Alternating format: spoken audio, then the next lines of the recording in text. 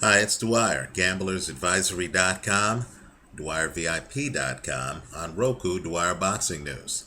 Remember, the opinion you should follow should be your own. Just consider this video to be a second opinion from a complete stranger online. There are reports online in the last 48 hours that say that Antonio Margarito is about to make a comeback. There's an excellent article on a website I recommend, Bad Left Hook, that actually talks about Margarito and his reasons for wanting to come back. Those reasons include, and we'll talk about them a little later, the fact that he's gone through a costly divorce, the fact that his current girlfriend and he have a young baby, right? And of course, the fact that Margarito wants money because, of course, nothing quite pays like prize fighting, and he's just had to give away a share of his estate to his ex-wife, right? Now, before we get into that, I want you to just close your eyes for a second. Think about all of the older fighters in the sport today, right? Fighters like, hold on one second, it's been this kind of day, give me a moment. Fighters like Evander Holyfield, Felix the Cat, Guillermo Jones, Antonio Tarver, Vitaly Klitschko, Vladimir Klitschko, Bernard Hopkins, right? I'm sure you have your own list of fighters who are still operating at an elite level who are 35 or older, right? Now ask yourself, how many of those fighters are high volume smotherer types? How many of them fight the kind of fight style that, let's say, a Ricky Hatton or a Mike Tyson or a Brandon Rios fights, right? Where the guy's on his front foot, he's trying to walk you down, he's throwing heavy punches with both hands, right? He's trying to take you out, he's trying to smother you, he's trying to get you in a corner or up on the ropes, and then he's trying to end the fight. How many of those fighters, 35 and up, fight that fight style? Right? Think about it.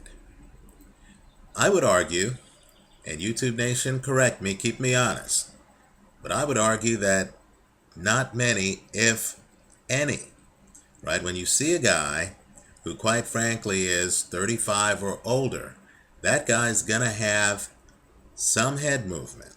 He's going to have some semblance of a jab. He's going to have some semblance of elusiveness, an ability not to get hit, right? His fights are not going to be wars of attrition. Even the fighters with huge punches, 35 and up. Think Vladimir Klitschko, right? Still a guy with a huge punch. Doesn't come in and just try to blow you out. He's cautious early. He's hiding behind a jab. If you don't get by the jab, the fight doesn't start. He's going to rack up the points. He's using length, right? It's hard to get to him. It's hard to get to his body. Think about the guys, 35 and up. Think about their faces after fights. I would argue that most of these guys rarely get banged up. They rarely get really marked up.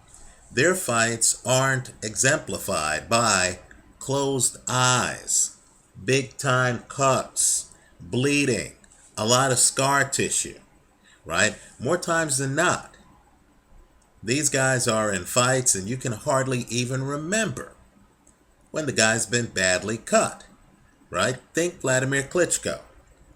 Think Floyd Mayweather. By the way, Vladimir Klitschko's an interesting person because he's been knocked out before, right? He's hit the canvas before. But yet, he hasn't been methodically beaten up and cut up, right? Think Vitaly Klitschko. Vitaly Klitschko has fought Tomas Ademic. He's fought Sam Peter. He's fought Chris Arreola.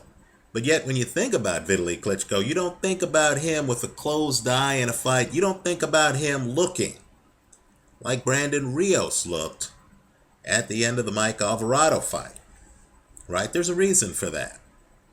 As you're looking at guys in their 20s with different fight styles, as you're looking at the guys who cut off the ring, who are front foot heavy, who are mid-range hookers, throwing a lot of hooks, catching a lot of shots, but doling out a lot of punishment, think former champion Giovanni Segura, right? You need to understand that that's a young man's style that does not age well. What ages well in this sport is defense, not offense, right? You show me a guy who's successful over the age 35, and I'm going to show you a guy with some defensive proficiency, right? Even guys who get hit in fights like Guillermo Jones actually are rolling with punches or using length or finding ways to make you miss and have jabs, right? They have ways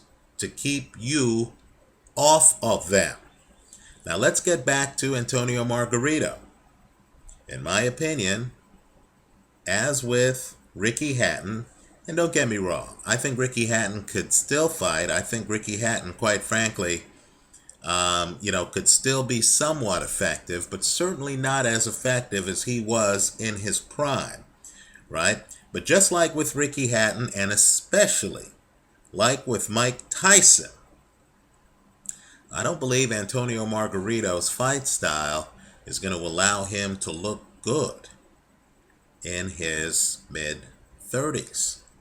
It's just not going to happen, right? Understand, when you're getting hit all the time and you are in wars of attrition, you end up with scar tissue, you end up with chronic problems. Think Margarito's eye, right? Think all of the concern about Margarito's eye before that second Cotto fight. Think about how they checked the eye several times after several rounds and then ultimately stopped that fight on an eye injury, right? Think about the punishment Margarito took against Manny Pacquiao. Let me also point out something that dozens of you have pointed out in the comments to my earlier post-fight Lucas Mathis Lamont Peterson video. There is skill involved in being a very offensive fighter. Definitely. Margarito, in my opinion, is highly skilled. He comes in, he knows how to dole out punishment with both hands. He's hitting you up top. He also has a body attack. He's also skillful at cutting off the ropes, right? He's not just an average Joe in there winging it. There's a method to the madness. No question about it. What I found, though, is that while a guy who operates behind a jab and who has taught himself or has learned over the years defense can actually be out of the ring for some time and come back and fight once a year, think Floyd Mayweather, right, and still be crisp, can come back after an absence and can actually give the kind of performance that Evander Holyfield gave against Nikolai Valuev in a fight, quite frankly, I thought Evander Holyfield won, right? I believe Antonio Tarver, after his recent layoff, has the boxing skills to come back and look good, because part of Tarver's game is defense and angles, right? While those fighters can actually come back after a layoff, I found that you take a power guy out of the ring for a prolonged period of time, and when that guy comes back in, if he's been a stalker slash smotherer, he's not quite going to be himself, right? Think Ricky Hatton in his last fight, right? Because the things that he did intuitively, the aggression, the ability to come in with head movement and slip punches, think Mike Tyson, those things are the first things to go, right? Age is pretty tough. You know, they say the legs are the first thing to go. Let me add a corollary to that. Really, your split-second reflexes, where you're coming in like Ricky Hatton and you're dodging a punch, then jumping inside and doling out punishment. That high-octane motor, where you're going through rounds averaging 80 or more punches per round, right? Where you're literally just in your sleep, able to back guys up on the ropes and use forearms and be up on them, right? I'm just telling you, to all the 20-somethings watching my videos, you'll have much better luck with that strategy at 25 than 35. What does it mean? It means as Brandon Rios gets to his mid-30s, yours truly, I'm going to be betting against him. Because that aggression, that willingness to walk through shots, have Mike Alvarado showering him with right hands and just laugh at it, roll and say, hey, that didn't hurt me, I'm still conscious, and come back and trade and get hit and hit him and be on your front foot. That works at 25, doesn't work as well at 30, works even less at 35. So Antonio Margarito, in my opinion, is going to be a car crash. This doesn't mean that he loses every fight in his comeback. What it means, though, is as he starts to fight more elite competition, I believe he's going to get exposed, as Mike Tyson got exposed in a few fights, right? Not just the Holyfield fights, but understand you have fights against guys like Danny Williams, Kevin McBride. Go back and look at those fights where the aggression just wasn't there in the middle of the fight. Stuff that used to work. You know, slip a punch, hit a guy with the haymaker, watch him hit the canvas, collect the check, go home. Stuff that used to work, stop working, right? Now, Antonio Margarito's 35 years old. Not only that, look at his record. When you think of Margarito, you're thinking about him ruling the roost, but understand that was years ago. The Cotto fight wasn't in 2012. His last Cotto fight was in 2011, right? His last win was in the Roberto Garcia fight in 2010. The fight before that, he got destroyed by Shane Mosley. The fight after the Roberto Garcia fight, he got destroyed by Manny Pacquiao, right? An argument can be made that Antonio Margarito hasn't quite been himself since beating Cotto the first time around in 2008. So you're talking about a fighter who is several years removed from his prime right now, who has lost 3 of his last 4 fights, 2 of them by KO. The other one was the beating over 12 rounds that Manny Pacquiao gave him. Let me also say, too, you know, I'll agree that as with any other job, fighters should be able to fight for any reason whatsoever. It's prize fighting. Money is involved. I'm a capitalist. I have no problem, none whatsoever, with a fighter saying, you know, the sport to me is just a job like any other job. I don't have a special passion for boxing. But if they're going to give me big checks, I'm going to be in the ring throwing punches. I have no problem with fighters fighting for money. None whatsoever. But let me say this. The red flags are out when you hear that a fighter has gone through a painful divorce and then, of course, after that announces he's hopping in the ring, right? I myself am divorced. I know how painful that can be. For a living, I actually deal with people going through divorces. I know how upsetting that can be. Now think about Margarito for a second, right? Margarito was with his wife for several years, right? They were a long-time couple, right? He retired thinking that they were going to be together going forward. Right now, according to reports, she's having a baby with someone else. In fact, the reports are worse than that. It's someone he knew, right? And of course, he has his own woman. He's moved on. Let me tell you, when fighters have their lives change dramatically, right, outside of the ring, especially post-retirement, where a guy like Margarito might not even have been in the gym keeping himself in fighting shape.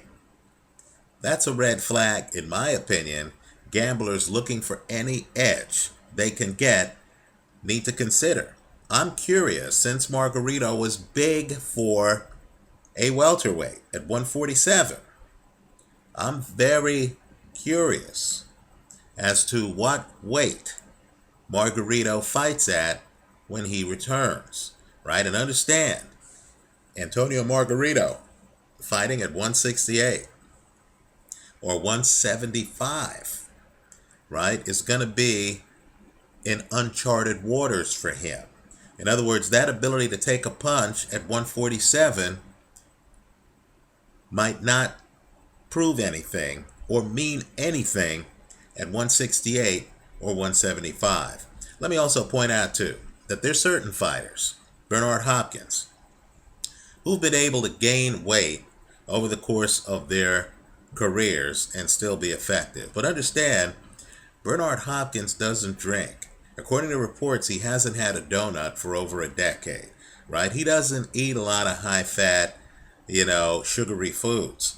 That's never been who he is, right? Bernard Hopkins, after he leaves middleweight, continued to stay in shape.